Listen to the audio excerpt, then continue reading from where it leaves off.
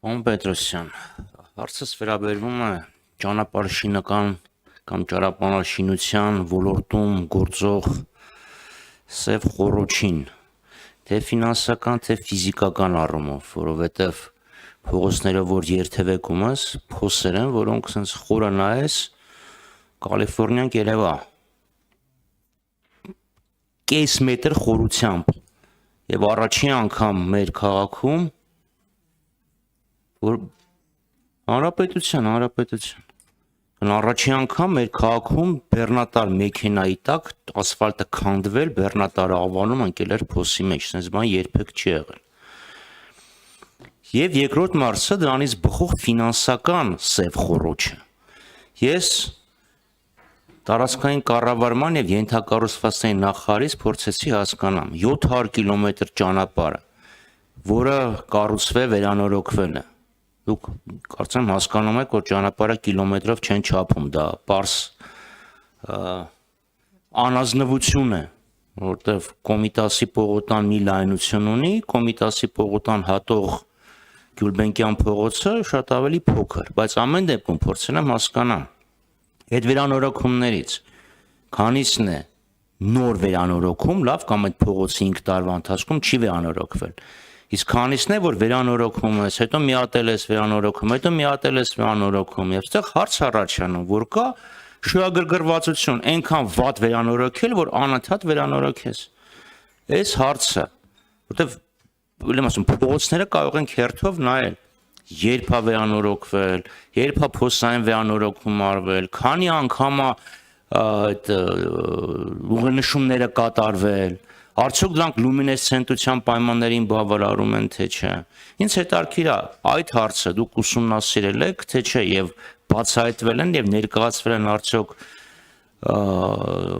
իրավապահ մարմիններին այդ ոլորտում գոնե առերևույթ չարաշահումներ, եթե ոչ կանխամտածված հանցագործություններ։ Շնորհակալություն։ Շնորհակալություն հարցերի համար, պարոն Խաչատրյան։ Մասնավորապես ձեր կողմից այս հարցի հնչեցումը, որը մեր քաղաքը ասելով ի նկատի ունեք ենթադրաբար Երևան քաղաքը, շատ խորհրդանշական է, որտեղ մեր օրենքի քննարկման ժամանակ երբ խոսքը գնում էր թիմերում սեփական լիազորությունների նկատմամբ դոտացիաների կառավարման օրինականությունը վերահսկելու լիազորությունը վերապահելու ՊՎԾ-ին, դուք դեմ եք արտահայտվում դոտացիաների մասով։ Պետական Երևանում հիմա զգալի ասֆալտապատման աշխատանքներ իրականացնում, այդ թվում օրինակ Միասնիկյան պողոտայի հիմնանորոգումը կարող եմ նշել ուղիղ, սեփական միջոցներով կառուցված է եւ ՊՎԾ-ն մինչ օրս որևէ լիազորություն չուներ վերահսկելու տվյալ աշխատանքների թե օրինականությունը, թե արդյունավետությունը։ Եվ երկու ընթերցման մեր օրենքը ընդունվելուց հետո, այո, ես ձեզ երաշխավորում եմ, որ Երևան քաղաքում իրականացվող ճանապարհաշինության աշխատանքների նկատմամբ հետայզու պատշաճ վերահսկողություն կիրականացվի ՊՎԾ լիազորությունների շրջանակներում։ Մյուս մարզերում եւ պետական բյուջեի միջոցներով նաեւ Երևանում իրականացվող ճանապարհաշինական աշխատանքների նկատմամբ հաշվետու տարվա ընթացքում մենք 4-5 ուսումնասիրություններ ենք իրականացրել, այդ թվում անցյալ տարվա ջրհեղեղների արդյունքում, երբ M6 մայրուղին էր վնասվել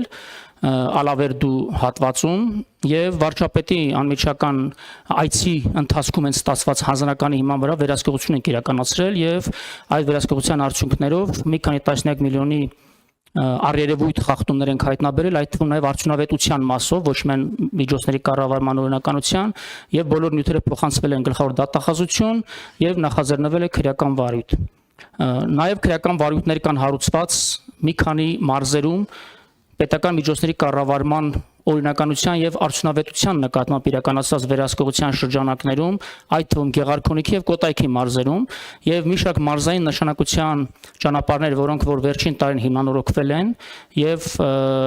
կարող է լինել ամփոփության, կարող է լինել հանցավոր ամփոփության հետևանքով չեն դրվել սպասարկման տակ եւ դրա արդյունքում ավելի վատթար վիճակում են հայտնվել 1-2 տարվա ընթացքում, այդ փաստերով եւս պատշաճ տեղեկանքներ են կազմվել, փոխանցվել իրապահներ եւ նախաձեռնված քրեական վարույթներ կան, ինչպես նաեւ այդ փաստերի հիման վերլուծության հիման վրա նաեւ առաջարկներ են ներկայացվել վարչապետին տալու հանձնարարականներ լիազոր մարմնին, ՏԿ-նին, որպեսզի հետայսու ավելի հետևողական եւ այդ հարցերում նաեւ հաշվենկատ գտնվեն նոր կառուցվող, այդ թվում նաեւ ճանապարհները շահագործման հանձնելուց հետո դրվի սպասարկող ընկերությունների պատասխանատվության տակ, որպեսզի նման իրավիճակների մեջ չգտնվենք։ Ինչ վերաբերում է 700 կիլոմետր ճանապարհին, թե ինչ մեթոդոլոգիայով է հաշվարկում ՏԿՆ-ը, ձեր հնչեցրած գնահատականների հետ ես չեմ կարող չհամաձայնել, այո, ճանապարհը ավելի ճիշտ կլներ գուցե ճանապարհաշինական աշխատանքների մակերեսով չափել, ոչ թե երկարությամբ, բայց մյուս կողմից էլ եթե խոսքը գնում է ճանապարհային ցանցի ենթակառուցվածքների հասանելիությանը X քաղաքից մայրաքաղաք հեռավորությանը, ապա ավելի վիզուալ պատկերավոր է հնչում նաև այդ երկարությունը շեշտելուն։ Ենթադրում եմ այդ առիթով են կիլոմետրով իրենց աշխատանքը գնահատում, բայց վճարումները, նախահաշիվները, նախագծերը բնականաբար ճանապարհների լայնության, ասֆալտի հաստության եւ իր չափորոշիչներով է գնահատում եւ վճարվում պետական միջոցներից։ Խոսքս ամփոփելով ասեմ, որ այո, վերահսկողություն արվել է այդ ոլորտում մի քանի քրեական վարույթներ նախաձեռնված կան, որոնք քննվում են թե քննչական կոմիտեի եւ թե հակակոռուպցիոն կոմիտեի վարույթներով։ Շնորհակալություն։ Արձագանք ունեք, պարոն Խաչատրյան, խնդրեմ։ Լուսյան, այդ դեպքում ես հույս ունեմ, որ տարին հենց բացվի կամ օրենքը հենց ուժի մեջ մտնի, առաջինը կգնաք Երևանի քաղաքապետարան եւ ձեր գործառույթը ամբողջովին այնտեղ իրականացնեք։ Անշուշտ, պարոն Խաչատրյան։ Շատ լավ։ Մյուս խնդիրը իհարկե նավ կան նաև հանրապետական նշանակության ճանապարհներ եւ ցեղ իրավիճակը ոչինչով ավելի լավ չի։ Այսինքն Երևան-Սևան մայրուղին վերջի 5 տարվա ընթացքում քանի անգամ